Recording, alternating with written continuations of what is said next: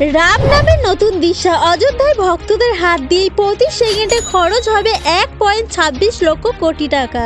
আধ্যাত্মিক পর্যটকদের উত্থান ইতিমধ্যে যোগী রাজ্য পর্যটকের চেহারা পুরোপুরি বদলে দিয়েছে। রাম মন্দিরের কারণে আশেপাশে দর্শনীয় স্থানগুলিতে পর্যটকদের যাতায়াত আরো বেড়ে গিয়েছে। ভিড় বেড়েছে বারাণসীতে। প্রাণ প্রতিষ্ঠার পর দিন থেকে ভিড় উপচে পড়ছে অযোধ্যায় রাম মন্দিরে। ভিড় সামাল দিতে রীতিমতন হিমশিম খাচ্ছে পুলিশ।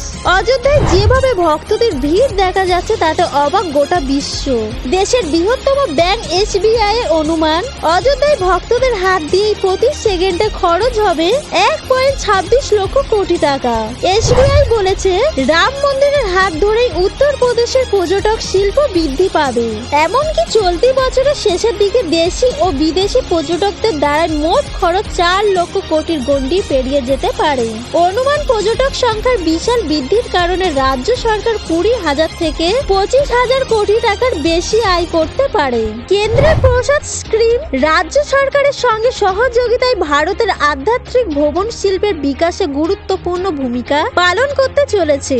আধ্যাত্মিক পর্যটকদের উত্থান ইতিমধ্যে যোগী রাজ্য পর্যটকের চেহারা পুরোপুরি বদলে দিয়েছে। রাম মন্দিরের কারণে আশেপাশে দর্শনীয় স্থানগুলিতেও পর্যটকদের যাতায়াত আরো বেড়ে গিয়েছে। ভিড় বেড়েছে বারাণসীতেও।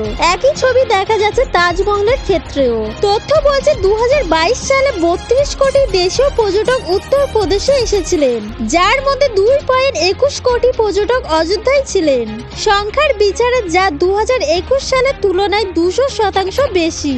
SBI বলছে এবারে দেশীয় পর্যটকরা উত্তরপ্রদেশে প্রায় 2.2 লক্ষ কোটি টাকা খরচ করেছেন, যেখানে বিদেশি পর্যটকদের খরচ হয়েছে 10,000 কোটি টাকা। অঙ্কটা এই বছরের শেষ নাগাদ 4 লক্ষ কোটির গণ্ডি ছাড়িয়ে যেতে পারে। মহামারীর আগে আন্তর্জাতিক পর্যটকের ভারতের অংশীদারিত্ব ছিল মাত্র 2.6%। ভারত ছিল 14তম স্থানে।